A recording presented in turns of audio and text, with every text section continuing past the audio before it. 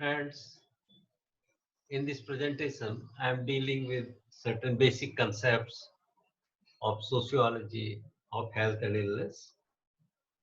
As such, in teaching this course, one book which I like most and which I follow in my classes is an introduction to the sociology of health and illness by Kevin White. But I may slightly go beyond the book also to illustrate some basic concepts used in the book. Friends, uh,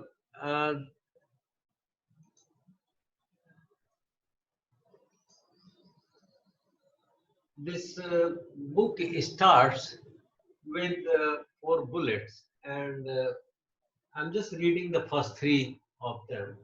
One, because these bullets tell us what does the subject of sociology of health and illness uh, uh, show. First bullet is that diseases are socially produced and distributed. They are not just a part of nature or biology. The second bullet is that the key variables shaping the production and distribution of diseases are class, gender, and ethnicity, and the ways in which professional groups define conditions as diseases. So diseases are certain conditions and they get defined as diseases in a given social context, and in production and distribution of diseases, a number of social factors, particularly this book is particularly concerned about class, gender, and ethnicity play an important role.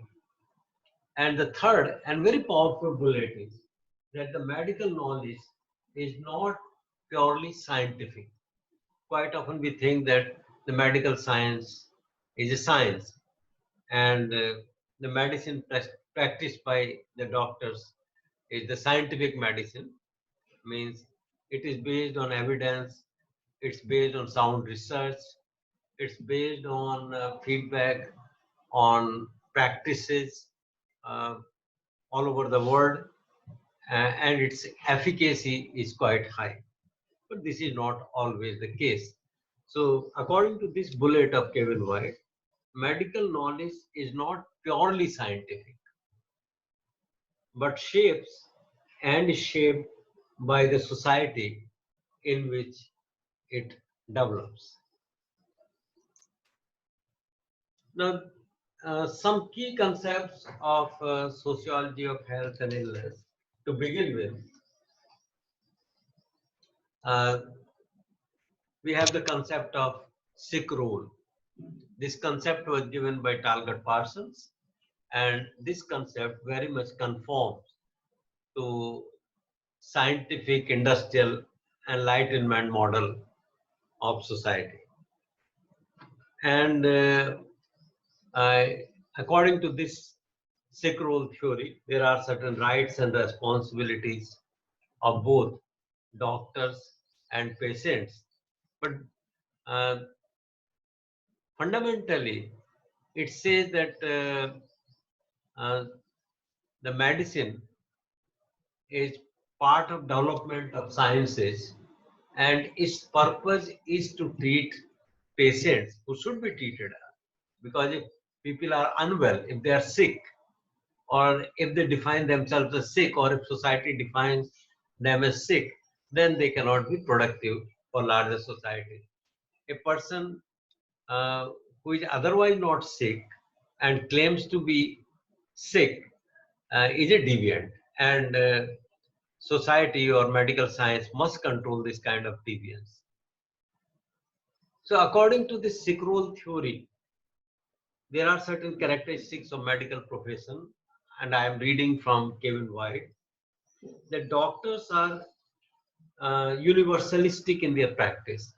I think for students of sociology, this term universalistic as against particularistic in Parsonian tradition is clear. That is, they ideally operate without reference to the patient's class, gender, ethnicity, or religion.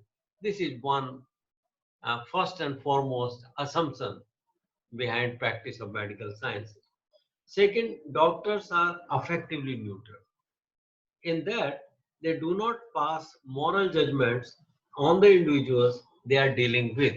So you go to a doctor, tell that you are unwell, um, maybe you are unwell because you have involved in some deviant act. For example, somebody goes to a doctor and say that he tests positive. Uh, I'm talking not in the context of corona, but HIV. And doctor is not one who will pass moral judgment or who will necessarily ask um, into what are the possibilities because of which he has developed this uh, high viral load of HIV, whether it is due to moral deviation or sexual deviation or going to sex workers, or it is because of blood transfusion, or it is because of intravenous drug use, or it's because of any other factor. Doctor is not concerned with that. Doctor is concerned with measurement of viral load and prescribing antiretroviral therapy. So doctor is not to question the moral of the patient or to ask questions about behavior. Doctor is concerned only with the sickness, measurement of sickness, and prescribing medicines. And the third bullet is that they are oriented toward the goal of the collective. While doing this, doctors are oriented towards the collective welfare, welfare of the entire society, and they are not necessarily concerned about an individual. Fourth bullet, that they are functionally specific. That is, they deal only with the problem at hand and do not inquire into other factors. For example, doctors deal with problems of your body without asking questions about your morals. Okay, so this is what one part of sick role theory is. Then sick role theory also defines patients' rights and duties, because a person's health is in the interest of the entire society. It's not for the specific person who is claiming to be sick, but wellness of wellness of members of society is in the interest of the larger society. So patients have certain duties and they also have some rights. Uh, Discussing the patient's rights and duties in the sick role, uh, Kevin White said, uh, first, legitimate withdrawal from social obligations of work and family. So you have one right. If you are sick, you can withdraw from work and family. Second bullet, exemption from responsibility for your condition. You are not responsible for your condition. You cannot get well on your own, but need help and support. Um, which means that suppose somebody is infected with corona, then uh, one thing that the person concerned is not responsible for this. It may be the environmental factors, it may be the factors related with family, occupation, or movement, or transport, or flights, because of which uh, the person must have been infected. Doc, Doctor is not concerned about those issues. But uh, the, the person is responsible, but the person has a duty to perform that. If he gets infection, he must go to a doctor and get it treated. This is part of his duty. Then the patient must want to get well. according to sick role theory, this is again a patient's duty, that the patient must want to get well. If you think that you are unwell, if you think that you are suffering from pneumonia, if you are if you think that you are suffering from corona, if you think that you are suffering from some mental disorder, then it is your duty to go to a competent doctor and get it treated. You cannot ignore, you are not supposed to ignore it, because if you ignore it and you remain unwell, you cannot remain a productive member of society. And therefore you must seek technically competent help. So there are rights and responsibilities. As there are rights and responsibilities of the doctor, doctor work in the interest of the entire society and take their decisions. They can touch patient's body, this is their right, and they can expect compliance from the patient to the medicines prescribed by them, or measurements or therapies or surgeries prescribed by them, and that is their right. So um, doctors have certain rights, doctors have certain responsibilities or duties, patients also have certain rights, and patients have certain uh, responsibilities. It is in the interest of both patients and doctors that society remains free from a large percentage of people who define them as sick, or to whom doctors or society can define as sick.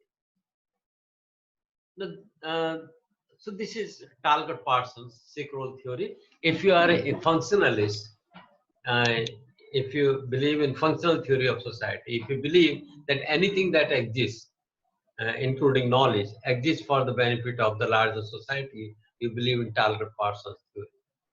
Talcott Parsons was of the view that the industrial society or the developed society or the modern society is producing knowledge in the interest of people, and this knowledge is universalistic and scientific, means based on evidence, and there is no role of values or passion or interest or class or gender or ethnicity in that. It's universalistic. Now, this is the later developments in sociology of health and illness are basically to attack this position, and people have attacked this position from diverse points of view.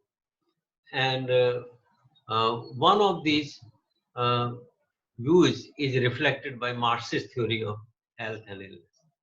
Marxist theory of health and illness focuses on the relationship between inequality and health at both uh, national level or societal level and micro or individual or household level. It has been found, and several Marxist writers have shown, that those societies or those countries which are marked by high degree of inequality, you can measure inequality with respect to wealth by using Gini coefficient. Uh, so those societies which have high degree of inequality with respect to distribution of income also have high degree of morbidity or diseases, and high degree or a higher death rate or mortality rate. The life expectancy is uh, positively associated with degree of equality in society. So societies which are more equal have higher life expectancy, and society which are less equal or which are more rigidly stratified. Somebody can say that developed market economies of today are less rigidly stratified than the countries of sub-Sahara Africa. And that gets reflected in the fact that life expectancy for these industrially advanced countries or market economies is much, much higher than the life expectancy for the countries of sub-Saharan Africa. So And this relationship is observed at both levels, as I said, at the level of society and also at the level of individuals. Within a society, you find that people uh, who are more wealthy, um, because of several reasons, their access to health facilities, their lifestyle, their occupation, their education, uh, the risk they are exposed to, hazards uh, they are exposed to in family and at workplace. You know, rich people uh, enjoy better health than the relatively poor people. Um, this uh, aspect that there is a correlation between wealth and health.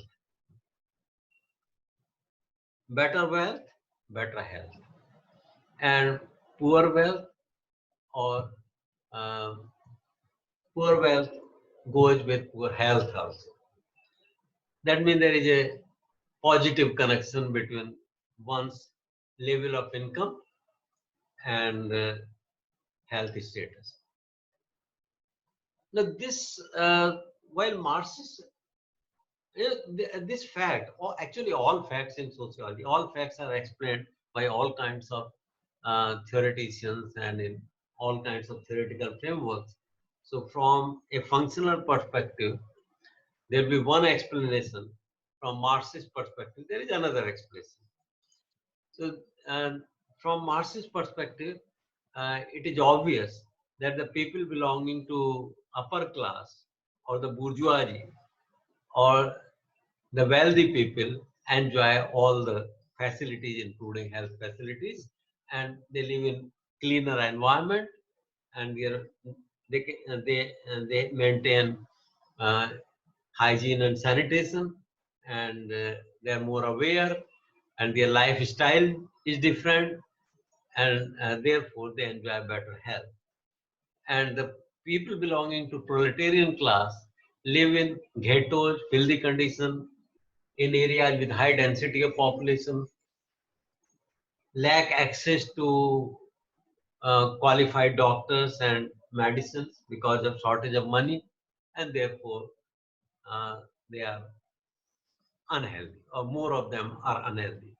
In the Capital, Volume 1, uh, Progress Publication has come out with 3 volumes of the Capital. In Volume 1, you find where surplus value is discussed, you also find a lot of discussion about health condition of workers. That condition, health condition of workers is poor.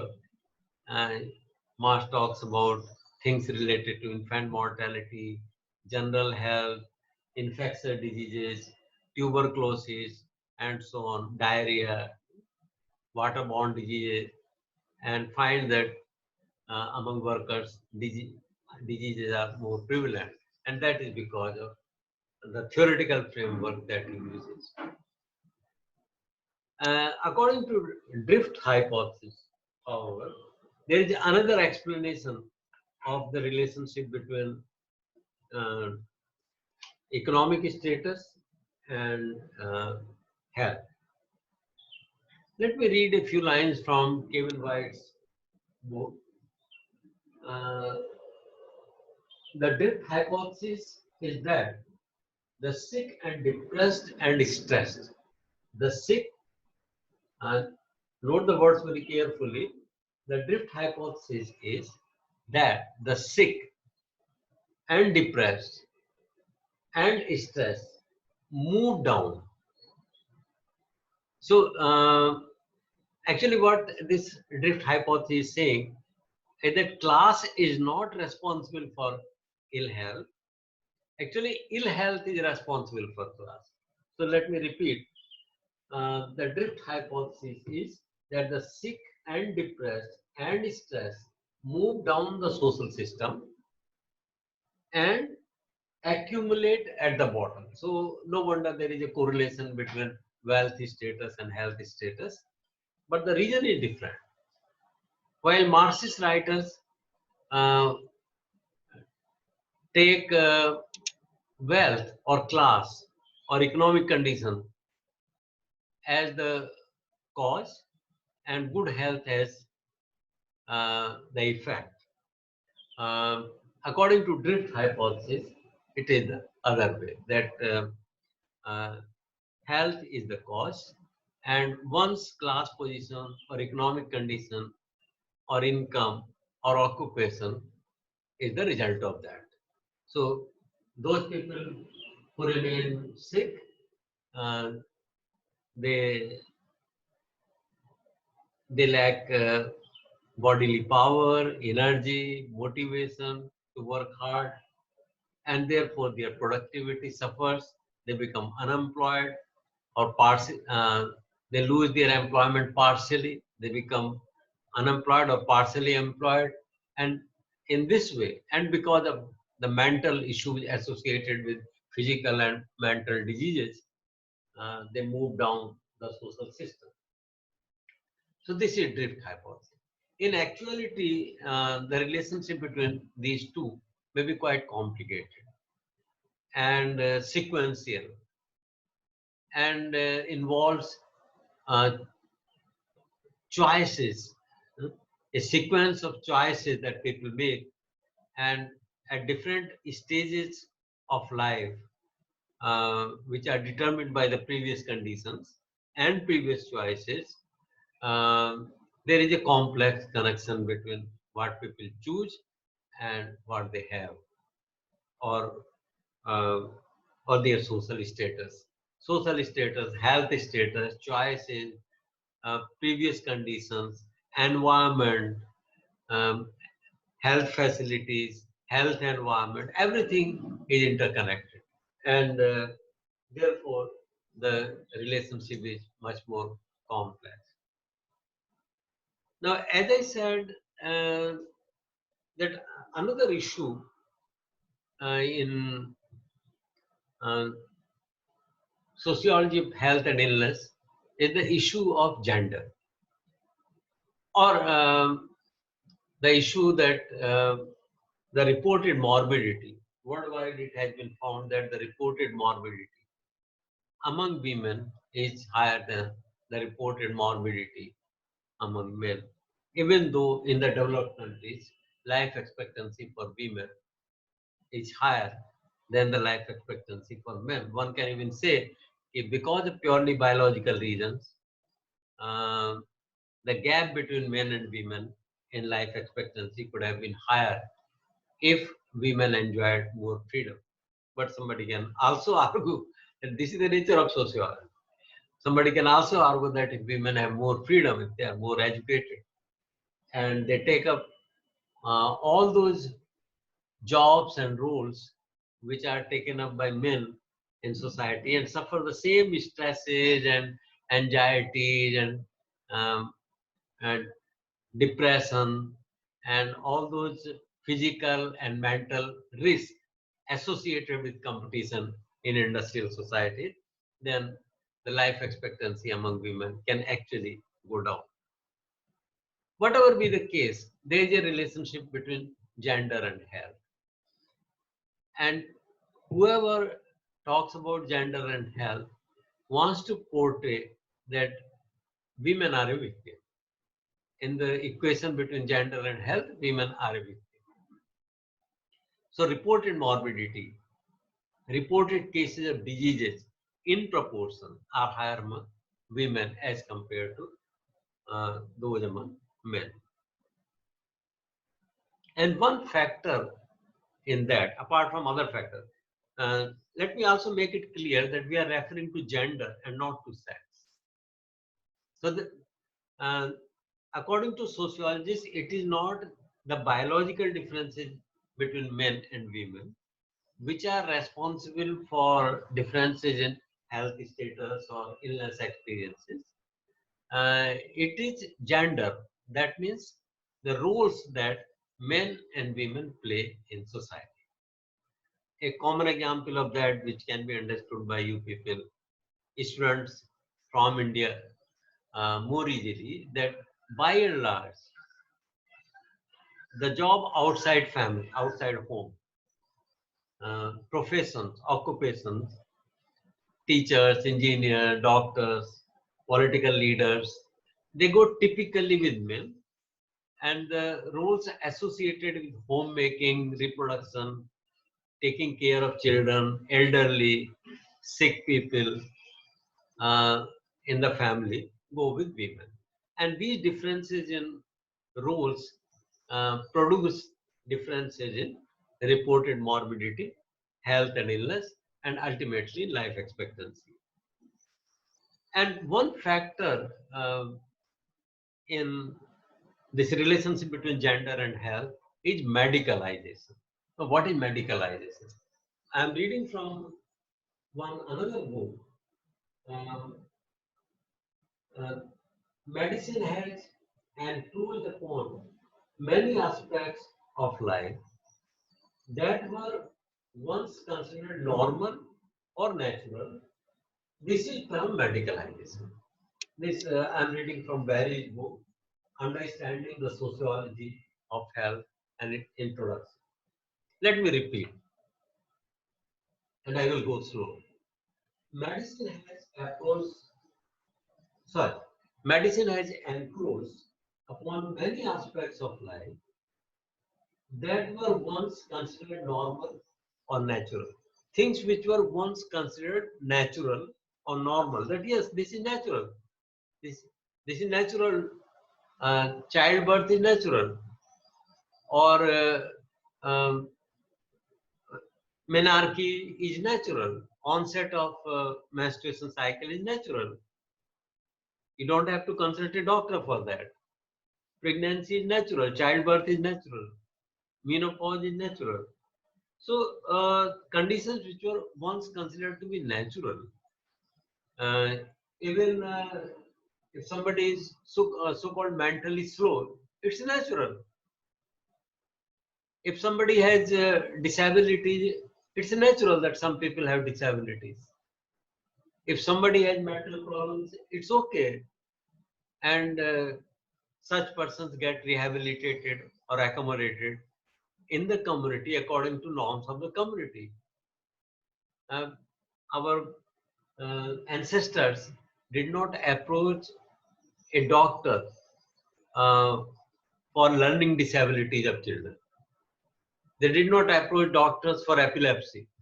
They did not approach doctors for various kinds of physical disabilities and mental disorders because it was natural, it was a kind of curse, or it was the result of bad deeds done in the previous birth, or because God wanted some people to be like that.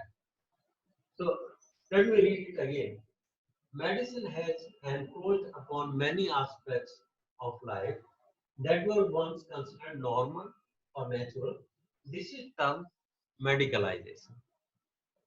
And one example of medicalization is pregnancy and childbirth. You know, today in our country, it's government policy, part of government policy, Janani Suraksha Yojana, that 100% deliveries must be safe. And the meaning of safety is that they must happen um, in a health facility or in presence of a trained nurse or midwife. Ideally, all 100% childbirth should take place in a recognized health facility, government or private. But this was not the case earlier. Earlier, childbirth was natural and childbirth took place at home. In some communities, um, uh, in some communities at mother's place, and in some communities at husband's place. Means place where a woman is living, along with husband and other members of the family who are blood relatives or related to marriage to the husband. So, alternative or complementary medicine is becoming increasingly popular due to the increased individualism, disengagement with community, and dissatisfaction with mainstream medicine. So this medicalization means penetration of medicine in different domains of life, even in those conditions which were considered natural at one time, is also producing complications, side effects, contraindications, consequences, adverse consequences for health and for mind. For example, this once menopause becomes medicalized, and once a woman takes HRT, hormonal replacement therapy, it might have um, it might create problems in the long run associated with uh, certain parts of the body. It may lead to heart problem, it may lead to cancer. And many doctors, many scientific researches also demonstrate that a medicine that you take today because you want to get rid of some perceived sickness, and your doctor advises you to take that medicine, may have long-term adverse consequences. So people are trying alternative medicines and various other therapies. Friends, there is also a role of race, ethnicity, and identity in defining health and illness experiences. That is why it's very common in our country to produce data on incidence and prevalence of various types of diseases, epidemics, viral epidemics, uh, and infant mortality, child mortality, maternal mortality, domestic violence, etc., etc., according to certain characteristics uh, which which go closer to ethnicity and identity. These identities in our country are uh, identities associated with one's caste. So scheduled caste, scheduled tribe, other backward class, and the others, the other category or the general category. All statistics of health and illness. And this is done because it is established that there are pronounced differences in patterns of diseases according to these factors. There are also differences between urban and rural areas. There are differences between uh, regions. So this side of Vindhyachal where I am sitting, that side of Vindhyachal means in 5 South Indian states, and now more, 6 South Indian states. And there is a difference in health conditions.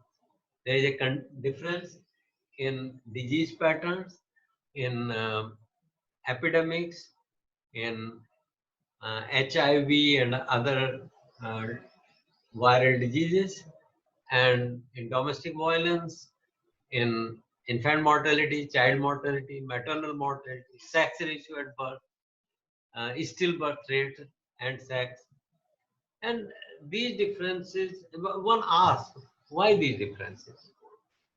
Why is it that people belonging to certain categories suffer from diseases or lack adequate facilities to get treated, uh, or are bound to live in circumstances, in conditions, in climate, in environment, um, which is hostile to their physical and mental health? These are the questions raised under race, ethnicity, and identity theory. Race is normally considered to be biological, like whites and blacks.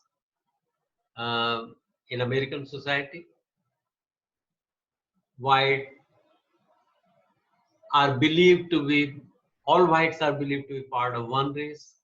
Blacks, on the other hand, are believed to be part of another race. There can be further divisions also.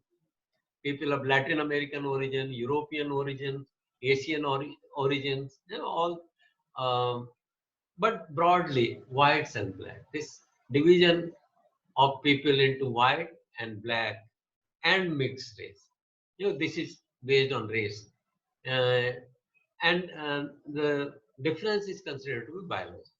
In our country, the difference is not difference between SCs, STs, OBCs, and others is not biological, but people strongly identify. These are their identity. They strongly identify with these categories, and certain kind of politics in our country. The history of politics has made people strongly identify with these identities, and therefore you need theories to explain why um, why are there associations between race, ethnicity, and identity, and uh, health and illness status.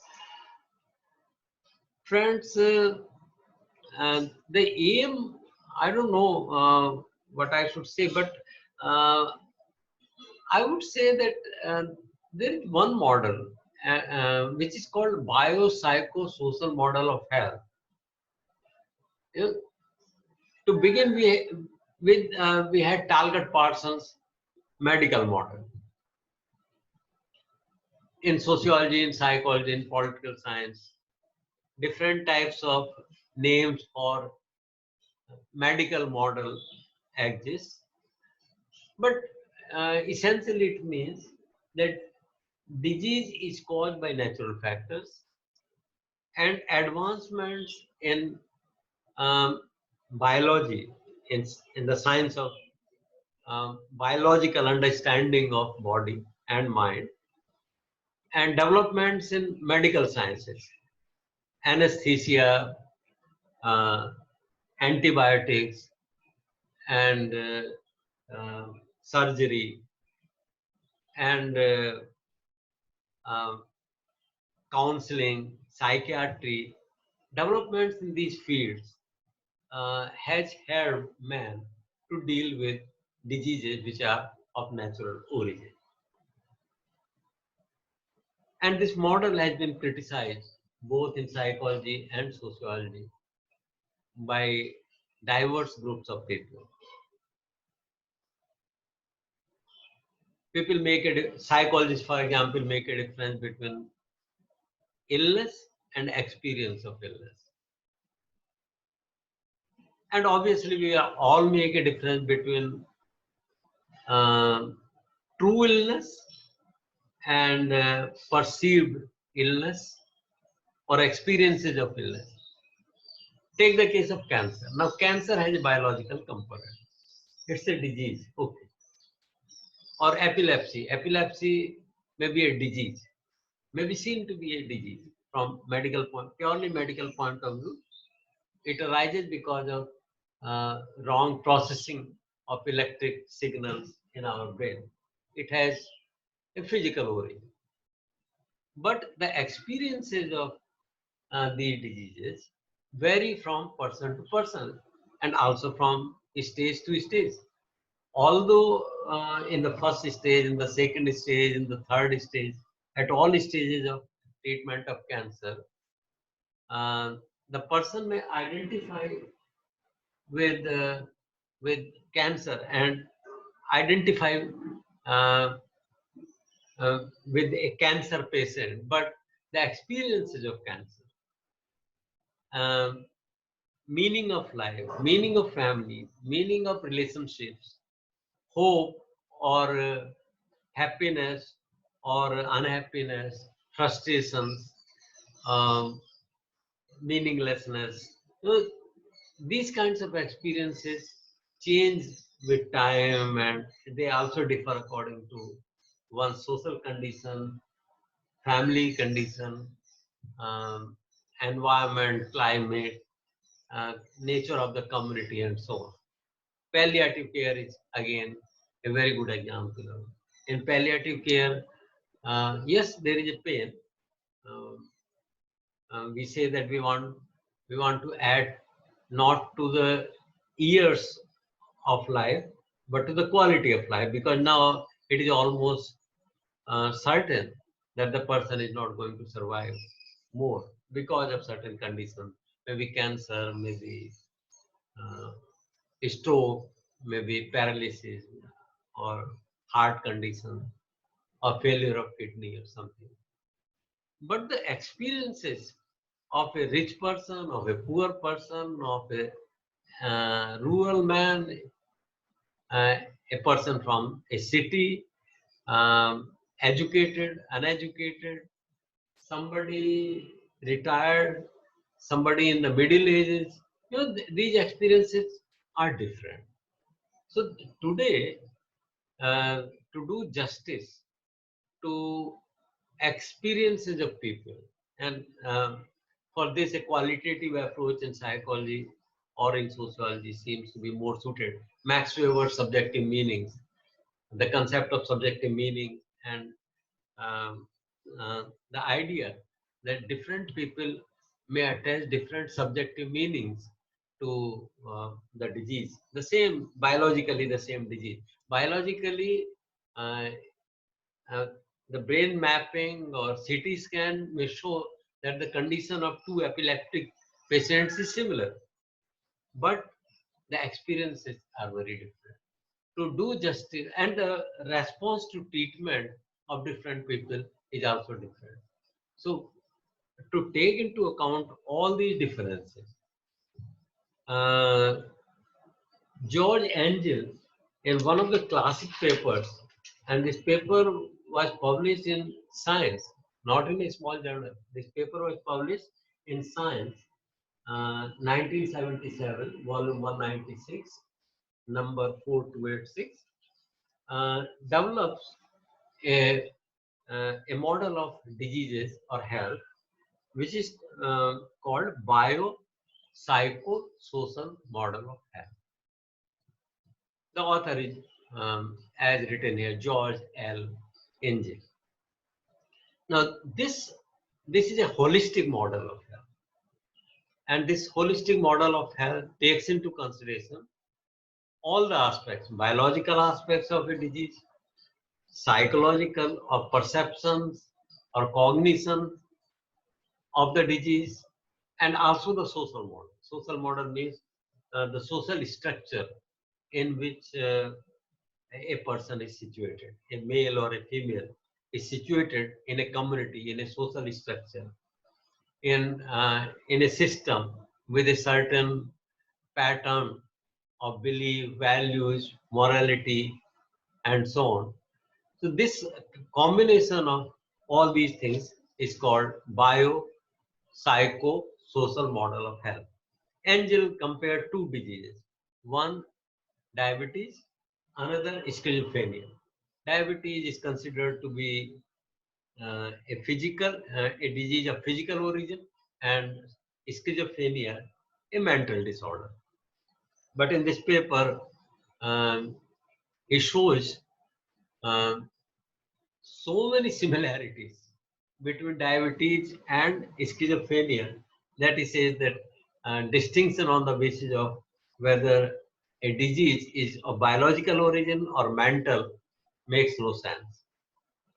Uh, Actually, he also adds grief into a kind of disease. Is grief a disease, by the way? From a certain perspective, grief is a condition of mind which arises in a certain traumatic situation. But these days, a lot of people are going for medicine for grief. Maybe sleeping pills, but they are going for medicine. So he includes grief also uh, in the list of uh, illnesses for which his biopsycho social model of health does more justice. I will just read the last two, three lines of this paper. The dominant model of disease today is biomedical. Talcott Parsons' model was primarily biomedical, though there was a social component of rights and responsibilities of doctors and patients. But that was in a functional perspective. The dominant Talcott Parsons did not question the specialization, the expertise of the doctor, and the fact, he did not question the fact that diseases are of biological origin. So I'm reading to quote, the dominant model of disease today is biomedical, and it leaves no room within its framework for the social, psychological, and behavioral dimensions of illness. A biopsychosocial model is proposed proposed in this paper. A biopsychosocial model is proposed that provides a blueprint for research, a framework for teaching, and a design for action in the real world of healthcare. Thank you. So, friends, this is, I thought, I must share with you. And uh,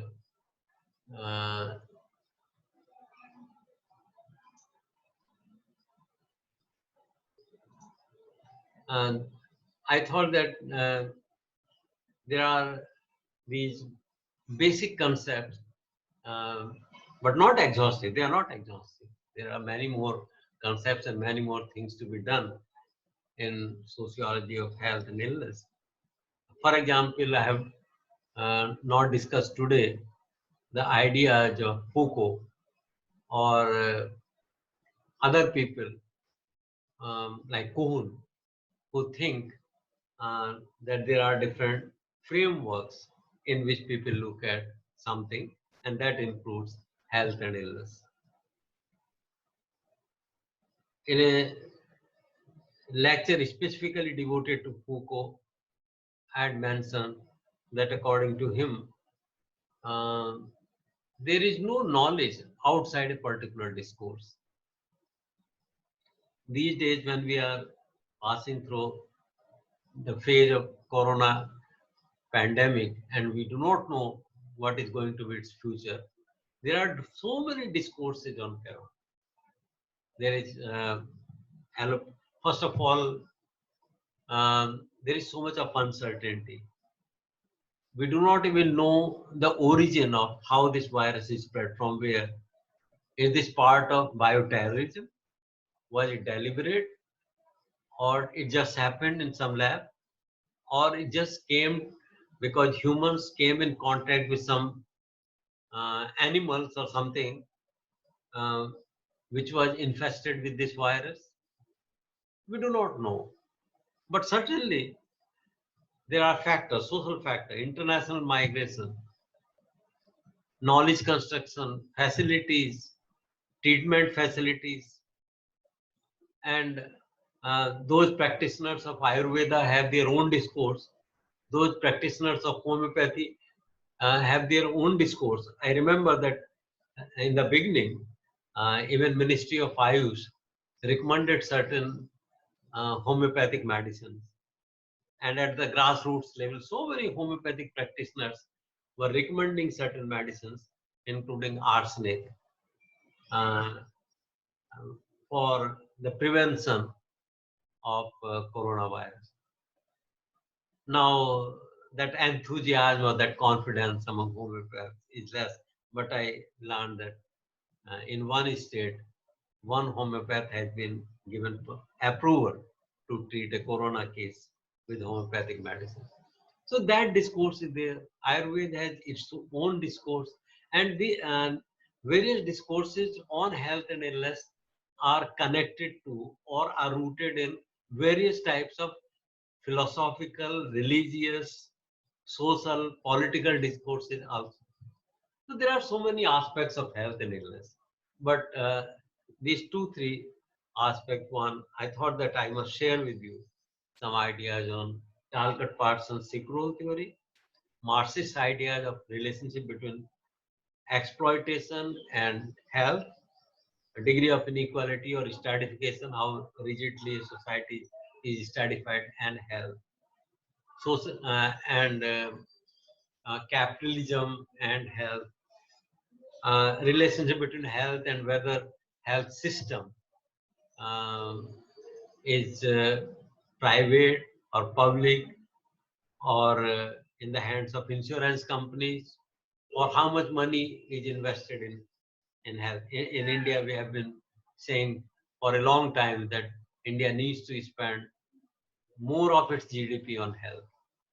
The ideal is 2.5%, but we are still only close to 1.5%.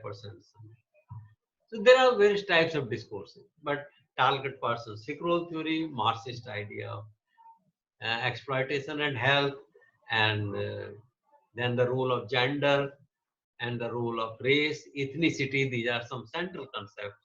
And drift hypothesis, two ways of explaining relationship between class and health. These are the central concepts of sociology of health and illness.